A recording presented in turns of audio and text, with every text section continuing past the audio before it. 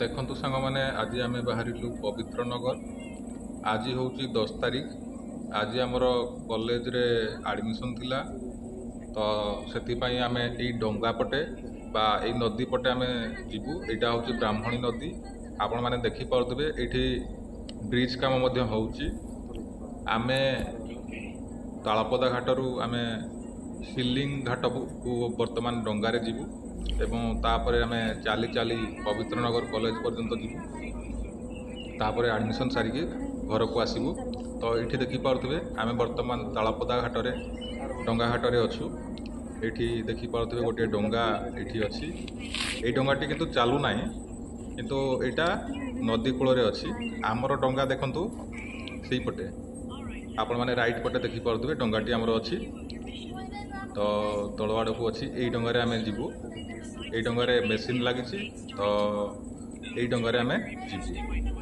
ତ ଦେଖନ୍ତୁ, ଯାହାର ଆଡ଼ମିସନ୍ ଅଛି ଇଏ ମୋ ଭାଇ, ୟା ନାଁ ହେଉଛି ଚିଣ୍ଟୁ। ତେଣୁ କରି ଆର ଆଡ଼ମିସନ୍ ଅଛି, ତ +2 ଆର୍ଟ୍ସରେ ସେ ଆଡ଼ମିସନ୍ କରିବ। ତ ଆମେ ତାଳପଦା ଘାଟରୁ ଆମେ ବର୍ତ୍ତମାନ ଦେଖନ୍ତୁ ସେଇପଟଟା ହେଉଛି ସିଲିଂ ଘାଟ, ତ ସେଇ ଜାଗାକୁ ଆମେ ଯିବୁ ଡଙ୍ଗାରେ। ଦେଖନ୍ତୁ ମୋବାଇଲରେ କେମିତି ପୁରା ବ୍ୟସ୍ତ ଅଛି।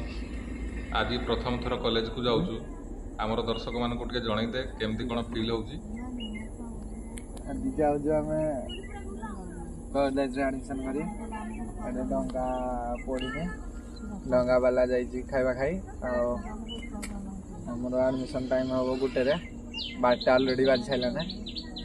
ଆଉ ଟେନସନ୍ରେ ମୁଁ ପୁରା। ବର୍ତ୍ତମାନ ଦେଖନ୍ତୁ ସାଙ୍ଗମାନେ, ଆମେ ଡଙ୍ଗାରେ ବସିଗଲୁ ଏବଂ ଆମର ଡଙ୍ଗା ଚାଲିବା ଷ୍ଟାର୍ଟ ହେଇଗଲା।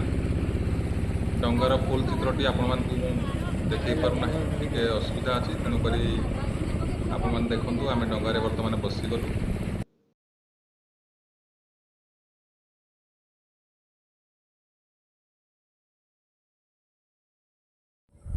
ବର୍ତ୍ତମାନ ଦେଖନ୍ତୁ ସାଙ୍ଗମାନେ, ଆମେ ସିଲିଂ ନଦୀ ଘାଟରେ ଆମେ ପହଞ୍ଚିଗଲୁ। କଲେଜରୁ ଆଡ଼ମିସନ୍ ସାରିକି ଆମେ ପହଞ୍ଚିଗଲୁ। ପାଖାପାଖି ବର୍ତ୍ତମାନ ସମୟ ହେଇଛି 5ଟା।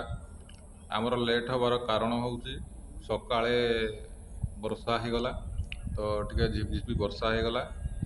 ପାଖାପାଖି 11ଟା ଟାଇମ୍ ପର୍ଯ୍ୟନ୍ତ ବର୍ଷା ହେଇଗଲା, ତେଣୁକରି ଟିକେ ଲେଟ୍ ହେଇଗଲା। ବର୍ତ୍ତମାନ ଆପଣମାନେ ଦେଖିପାରୁଥିବେ ଏଇଟା ହେଉଛି ତାଳପଦା ଡଙ୍ଗା ଘାଟ।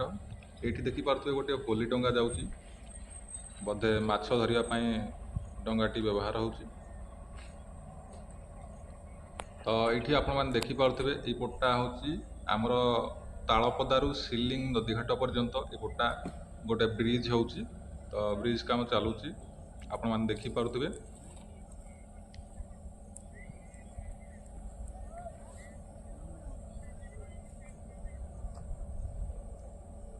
ଏଇଟା ସବୁ ବ୍ରିଜ୍ କାମ ଚାଲିଛି, ଅଧା ଚାଲିଛି। ଆପଣମାନେ ଦେଖନ୍ତୁ, କାମ କଣ୍ଟିନ୍ୟୁ ଚାଲିଛି। ବର୍ତ୍ତମାନ ଦେଖନ୍ତୁ, ଏଇଠି 2 ଜଣ ଲୋକ ଆସିଯାଇଛନ୍ତି। ତ ଆମର ଲୋକ ନହେଲେ ଡଙ୍ଗାବାଲା ଟିକେ ମାନେ ଆରପଟକୁ ନିଏନି, ତେଣୁକରି ତ ଲୋକ ଟିକେ ଆସିଗଲେ 5-7 ଜଣ, ତେଣୁକରି ଆମେ ଆରପଟକୁ ଯିବୁ। ତ ଦେଖନ୍ତୁ, ଏପଟେ ଜଣେ ବସିଛନ୍ତି। ଆପଣମାନେ ଦେଖିପାରୁଥିବେ ଏଇଟା ହେଉଛି ସିଲିଂ ନଦୀଘାଟ।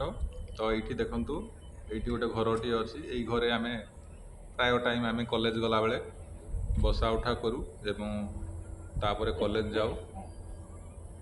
ଏଇଟା ଆପଣମାନେ ଦେଖିପାରୁଥିବେ, ଏଇଠି ବହୁତ ଗୁଡ଼ିଏ ପଥର ଅଛି ଏବଂ ଏଇଠି ଗୋଟିଏ ମଣ୍ଡପ ଟାଇପ୍ର ଅଛି। ଏଇଠି ଲୋକମାନେ ବସା ଉଠା କରନ୍ତି। ମନେକର ଡଙ୍ଗା ଆରପଟେ ଅଛି, ତେଣୁକରି ଏଇଠି ଲୋକମାନେ ବସା ଉଠା କରନ୍ତି। ଡଙ୍ଗା ଆସିଲେ ସେପଟୁ ବା ତାଳପଦା ପଟୁ ଆସିଲେ ଡଙ୍ଗା ଏଇଠୁ ସେମାନେ ଯିବା ଆସିବା କରନ୍ତି।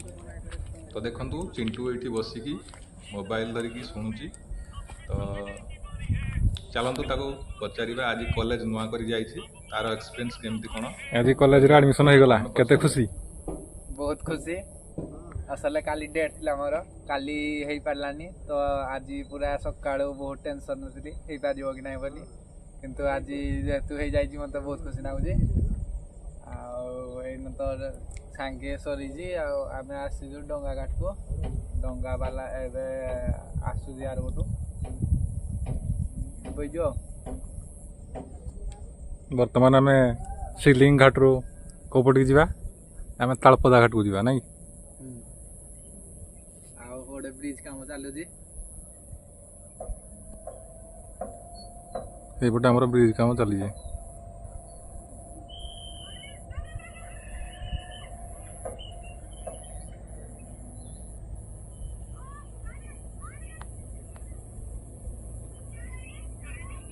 ଏଠି ଗୋଟେ ହୋଲି ଡଙ୍ଗାଟେ ଚାଲୁଛି।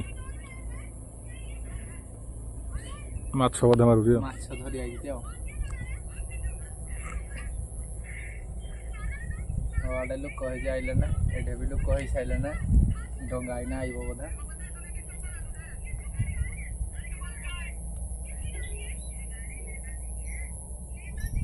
ଆରଥର ରେଡି କଲେଜ ଆଇବ ଆମେ ଆଉ।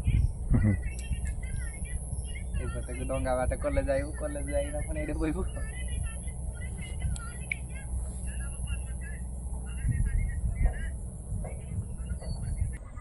ଦେଖନ୍ତୁ ଡଙ୍ଗା ଆସିବା ଷ୍ଟାର୍ଟ ହେଇଗଲା ତାଳପଦା ପଟୁ। ବର୍ତ୍ତମାନ ସିଲିଂ ପଟକୁ ଆସୁଛି ଡଙ୍ଗା। ଏ ଡଙ୍ଗାରୁ ଦେଖେ ଡେଉଁଛନ୍ତି। ଏଇନେ ଗାଧୁଆ ଚାଲୁଛି। ଏଇଟା ଛୋଟିଆ ଛୁଆ ଡେଉଁଛନ୍ତି ସବୁ। ଅଧା କାହିଁକିନା ଡେଇଁକିନା ପହଁରିକି ଯାଉଛନ୍ତି ଆର ପଟିକି।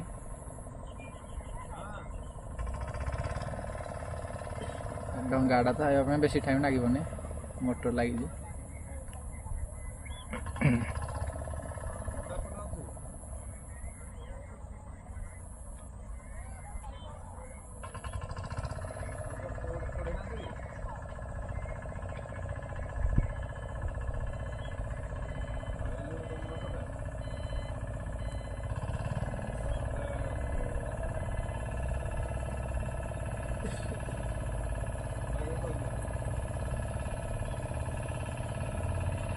এইটা এইপଟୁ ସିଲିଂ ପଟୁ କେତେ ମିଟର ହେବ ତଥାପି?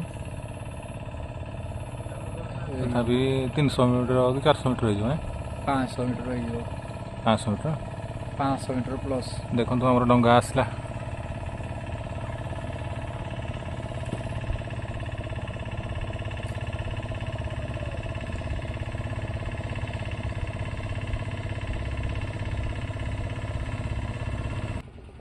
ଦେଖନ୍ତୁ ବର୍ତ୍ତମାନ ଆମେ ଡଙ୍ଗାରେ ବସିଗଲୁ, ସମସ୍ତେ ମଧ୍ୟ ଡଙ୍ଗାରେ ବସିଗଲେ। ବର୍ତ୍ତମାନ ଡଙ୍ଗା ଚାଲିବା ଆରମ୍ଭ କରିବ। ଫାଷ୍ଟ ଆପଣମାନେ ଦେଖିପାରୁଥିବେ ଏଇଠି ଡଙ୍ଗାଟି ବୁଲେଇଲା, ତାପରେ ଡଙ୍ଗା ଚାଲିବା ବର୍ତ୍ତମାନ ଆରମ୍ଭ ହୋଇଗଲା।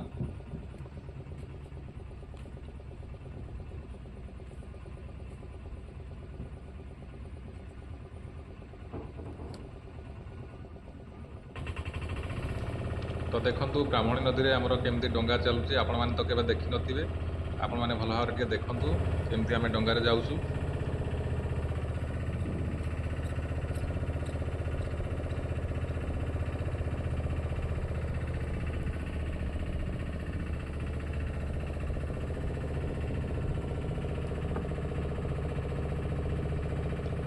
ବର୍ଷା ଦିନିଆ ସାଙ୍ଗମାନେ ଏହି ବ୍ରାହ୍ମଣୀ ନଦୀଟି ବହୁତ ଜୋରରେ ଫୁଲି ଉଠେ ଏବଂ ଏହାର ଜଳସ୍ରୋତ ମଧ୍ୟ ବହୁତ ତୀବ୍ର ଥାଏ।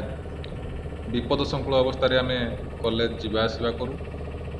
ତ ଯାହା ହେଉ ବର୍ତ୍ତମାନ ବ୍ରିଜ କାମ ଚାଲୁଛି, ଆଉ ଆମକୁ ଭବିଷ୍ୟତରେ କିଛି ଅସୁବିଧା ହେବ ନାହିଁ।